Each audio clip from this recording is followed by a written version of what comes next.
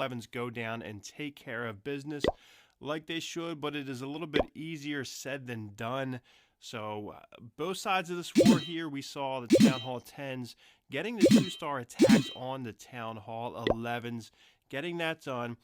Town Hall 9s here on the maps were taken care of. CWC was able to go through a little bit quicker, so they were able to use more of their 9s and 10s for scouting attacks to really go through and see what was happening in these bases here. But a Ford Hall battle here was won by CWC by the 2 stars in the end here. So what we're going to look at, we're going to look at an attack from each level. We're going to go Town Hall 10, Town Hall 9, and then back up to a Town Hall 11 dip. All of these raids here are going to involve witches. I know over the last 2 weeks or so, I've really been harping on those troops here, basically because it's something different, and I think it really just adds another dimension to the game. I'd like to see more guys using the witches in their attacks here, whether it be a kind of like a go bow witch, or whether it's like a witch slap down Town Hall 9. So we're going to go through, we're going to check all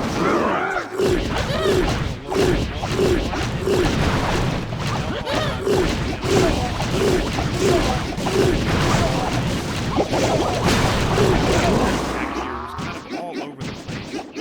This one though does not.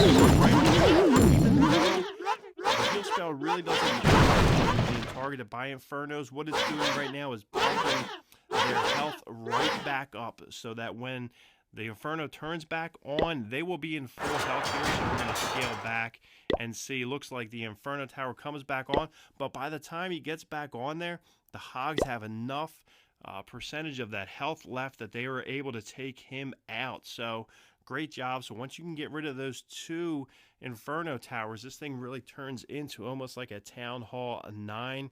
As you can see, there's 3 air defenses on the bottom left-hand side. That is really why Barnesy chose to go with a hog-style attack here, because once you can get rid of that top side of this base, the bottom side is really, really easy for the rest of your hogs to go through.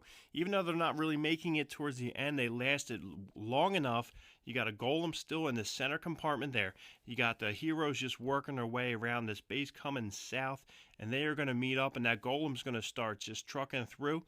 And then once he gets in there, he's going to start taking the heat off of that cannon. So really, all that's left here is that mortar targeting those heroes, and that is not going to be enough for Barnesy to go through and just take this thing out. So a really good attack, really creative. Sometimes you do have to get creative and not stick to your typical comps here. Sometimes you got to grow a pair and maybe go in with hogs on a Town Hall 10. I know Powerbank did a cool video just recently on hogs up at the Town Hall 10, Town Hall level area. So it paid off here for Barnesy with a 3-star attack.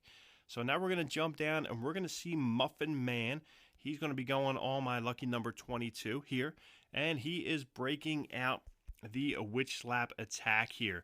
So we're going to scale back, and he's going to be coming down at the bottom here with the Queen. He's going to be putting Queen Walk together down south. Just going to work her way up, and into this base here on the bottom side. You got a golem coming in on the left there. Going to really just take a bunch of heat there. He's going right after that king. Second golem's going through. You got some wizards down to funnel. And I don't know that this is a 100% witch slap, because usually you put the healers right on those witches. But you got a jump spell coming in there. You got bowlers popping out of the CC.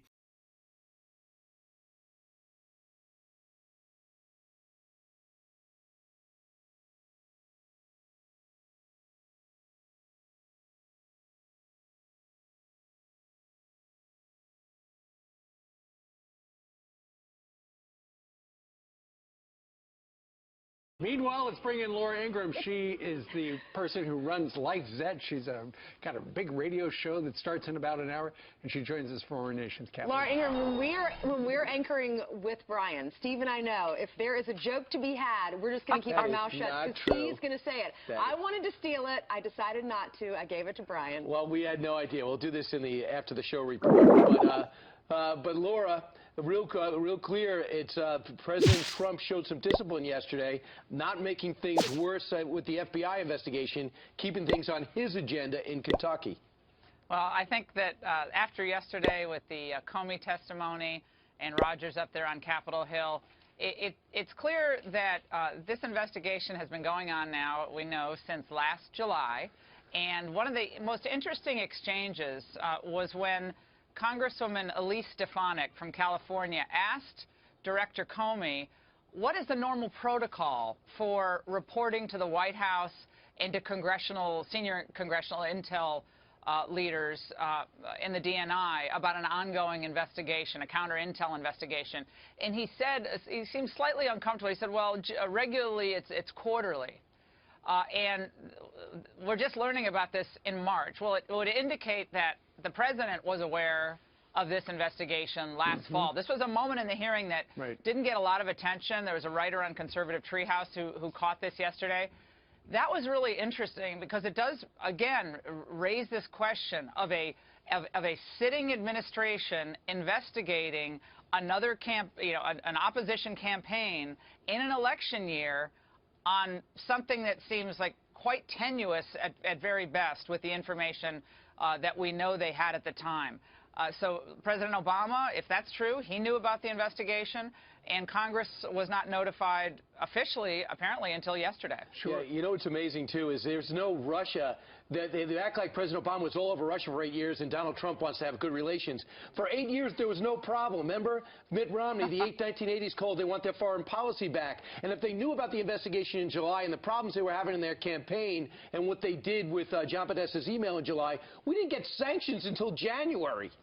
Well, again, it smacks of political acting, not pragmatic leadership on the part of the Obama administration. And I know everybody's all hot today on well, Comey seemed very forthright, and Rogers seemed like they were presenting a very logical case to the public. But I think there were a lot of follow-up questions that weren't asked yesterday. This is why I always like when outside counsel comes in and questions some of these key people like a Comey or a Rogers. I would have liked to have had one of the folks and one of the people on the committee say, well, how do we know it wasn't one of you who unmasked the identity of one of these targets? I mean, can you say today that you weren't, you or anyone on your staff wasn't the individual who unmasked this information? Now, that's an explosive question, but don't you think we should have had that question asked? Or are they sacrosanct individuals who can never be asked any questions about possible politicization of an ongoing investigation? I would have asked that if I were on the committee. Yeah, it's something everyone is wondering. That would be an excellent question. Folks are writing in on, we're checking our email constantly throughout the show, Laura. A lot of people are upset with James Comey because he didn't answer many of the questions, and people are accusing him of being political. Listen to how he did answer most of the questions yesterday. Yeah, I can't answer that. Same answer. Same answer. I'm not going to comment on that. Same answer. I don't know what to make of that. Not going to comment on that. Same answer. Same answer. Same answer, Mr. Swalwell. I'm trying to be helpful, but I'm not going to answer. I understand. Not going to comment on that. Same answer. Same answer. Same answer as before. I'm not going to answer. I'm not going to answer that. Please don't overinterpret what I've said. I'm not going to answer, Mr. Swalwell. Same answer. I don't want to say. All right, what's your reaction to that, Laura? Well, and look, if he's responding to questions that are purely political questions or policy questions that are not related to the FBI, then I don't really have a problem with that. But again, going back to the question of when the president was notified of this investigation, and I mean, what was he notified about? Was he notified about the specific Americans who were surveilled, Mike Rogers and Roger Stone, or Carter Page? Was he aware of this, and was there any back and forth between the FBI director and the West Wing of the White House? Those are pretty important questions. At the same time, I do think it's probably pretty wise at this point for President Trump not to tweet issues or points that are tangential or that are not factually confirmed. I think 3 weeks ago when he, or 2 weeks ago when he tweeted that comment out about Obama wiretapping, that was a mistake. He shouldn't have done that. And I think he should stay focused on the things he promised the country that he'd do, which he did last night. It was Obamacare repeal, the wall, rebuilding our economy, all those core issues that drove the electorate. This investigation is going to run its course, right. But they're going to try to use this to now get him off track every chance they can. They want to use it to get him off track and to try to hurt his credibility. That's their goal. They want him out. I mean, they want Senator President Feinstein Trump. said it. Senator Feinstein said it over the weekend. Yeah. They want him to resign, or they want him to be impeached. That is what the Democrats are after. Let's just let's be really blunt on what's going on here. This is not like playing footsie with, well, we'll give him a bad news cycle. They want him out. When you're on the left-wing blogs or even some of the other cable competitors this morning, which I checked into, they want him out. So is he going to help them?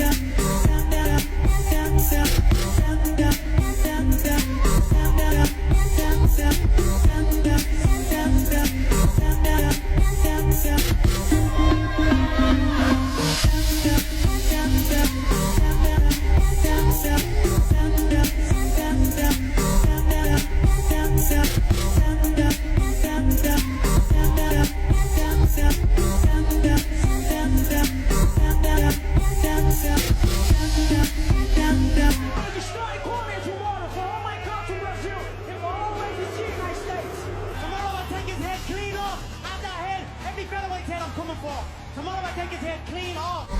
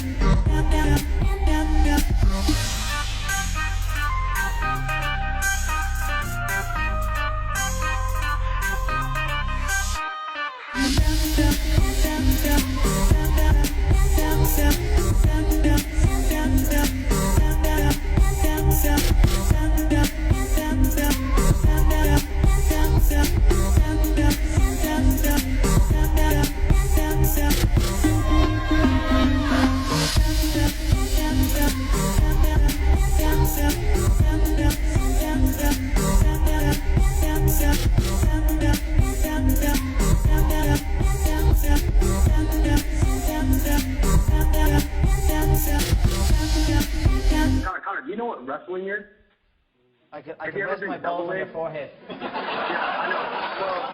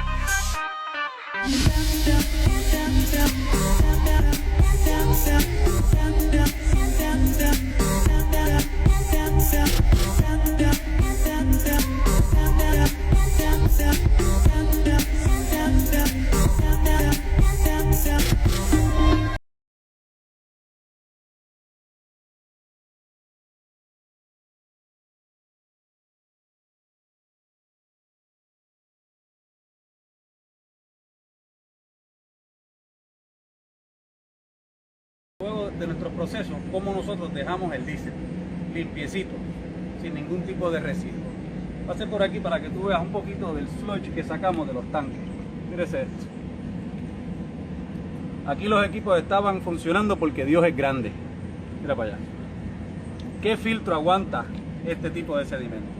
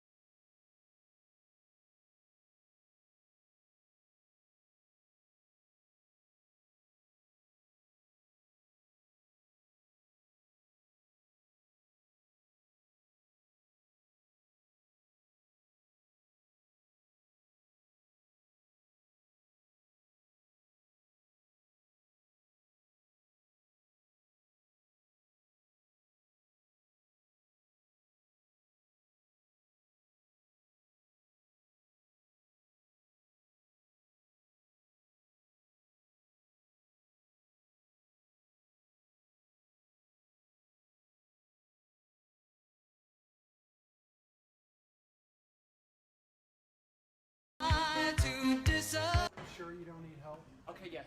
Close it. I need protection. Not for me. Self-protection. Yeah, like a gun. Shh, don't say that word. That's offensive. I will protect myself, but not like scary. These are just horrific killing machines.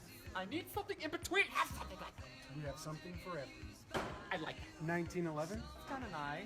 I need more. I like variety. PMR 30, Ooh, I like the color. I've never seen one in a different color before. Desert Eagle, Oh my, that's so girthy. Big! Whoop! Ooh, look at that. It's too big. Smaller. SIG P238, Ooh, look at that cute little thing. Do you have something in between? These are just scary. They just say rob me. MP5. Geez, MP what? No, I don't even want to touch them. How about an AR pistol? Are we going to war? What is this, Afghanistan? Oh, it's disgusting. That's horrible. What are you, a maniac? Drug lord? Shotgun.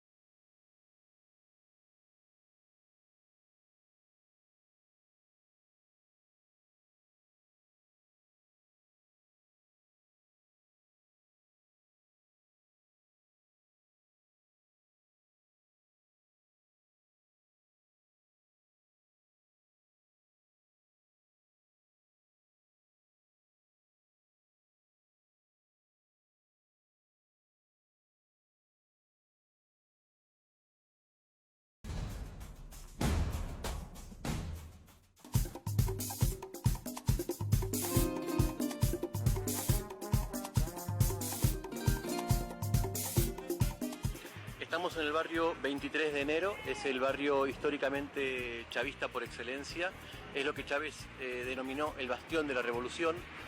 Vamos a ver qué nos encontramos aquí.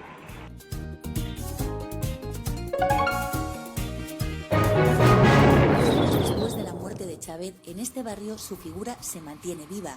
¡Chávez! Canta con Chávez, pues. Patria, patria,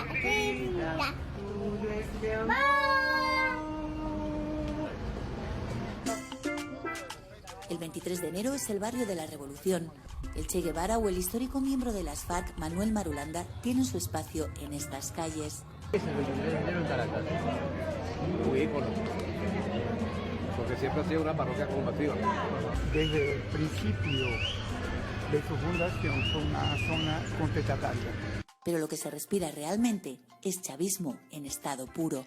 ¿Qué significa Chávez para el 23 de enero?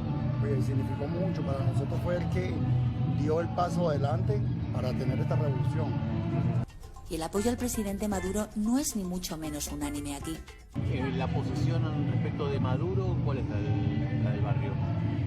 Pero nosotros somos chavistas, no somos maduristas, pero sin embargo le apoyamos porque más o menos fue lo que el comandante nos dijo, el legado, de que había que apoyar al hombre y nosotros nos hemos mantenido con él, pero no ha sido lo que esperábamos.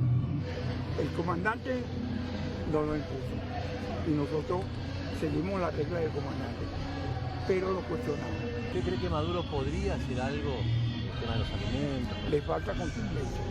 Todos pensamos que si el comandante Chávez estuviera vivo, esto no estuviera pasando. Desde la muerte del comandante, el barrio es una parada obligatoria para los turistas. Hay hasta una capilla donde los visitantes pueden dejar sus ofrendas al comandante y una persona que se encarga de mantenerla. Aquí tienes tu cafecito nuevo, como cada 3 días, como te lo cambio, mi comandante. ¿Dónde estamos en este momento? En esa parte se encuentra esta capilla, que es la capilla Santo Hugo Chávez del 23 de enero. Esto se hizo con ese motivo, con que el pueblo trajera todas las cosas que le quiera traer al comandante.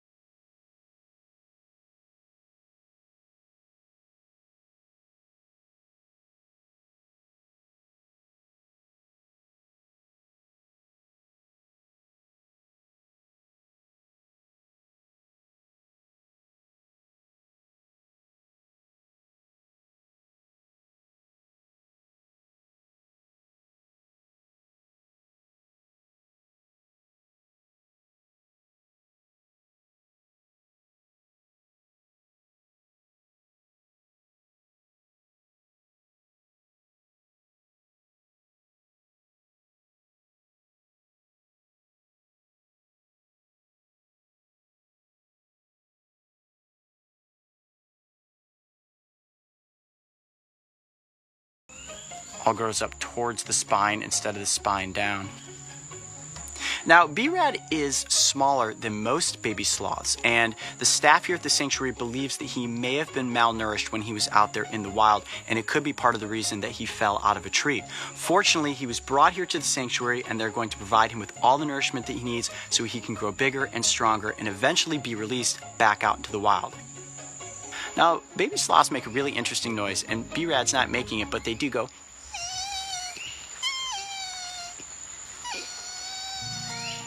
I'm talking to you. I can speak sloth.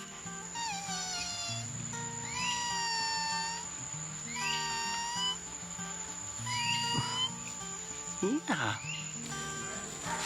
That right there is a cecropia leaf. Let's see if B-Rad is hungry. Oh, he's going for it. Oh, goodness. Do you see that? I don't know what's cuter. The baby sloth itself or the baby sloth eating a leaf.